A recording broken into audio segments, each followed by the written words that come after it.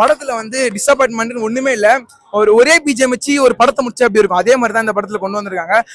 நீங்க வந்து இந்த தீபாவளி கொண்டாட வேண்டிய படம் வந்து இந்த டியூட் படமா இருக்கும். ஏன்னா வந்து 3 படம் ரிலீஸ் ஆயிருக்கு. நம்ம எந்த படமும் சொல்ல முடியாது. ஒரு பெரிய ஆக்டர் படம் இல்லாம ஒரு யங்கஸ்ட் ஆக்டர்ஸ் படம் எல்லாமே 3 ரிலீஸ் ஆயிருக்கு. நீங்க எந்த படத்தை எல்லா படத்தையும் பயங்கரமா பார்த்து சந்தோஷப்படுங்க. அவ்வளவுதான். நெகட்டிவான விஷயம்னா ஒண்ணு என்னன்னா, டிராகன் அவர் வந்து பிரதீப் ஹீரோ இருக்காருல்ல, அவர் வந்து ஒரு 3 படம் நடிச்சிருக்காரு. ஆனா அதே கெட்டப் திரும்பி திரும்பி திரும்பி இந்த படத்துல வந்து கொண்டு வந்ததுனால கொஞ்சம் டிசப்பாயின்மெண்ட் இருக்கு. ஒரு புது விதமா ஒரு பார்க்க முடியல. ஏன்னா வந்து டிராகன்ல எப்படி அதே யார் கட்டிங்கன்னா சரி, அதே மாதிரி பாடி லாங்குவேஜா இருக்கட்டும் எல்லாமே அதே மாதிரி கொண்டு வந்திருக்காரு. கொஞ்சம் லைட்டா மாத்தி மாத்தி கொஞ்சம் சூப்பரா இருக்கும்.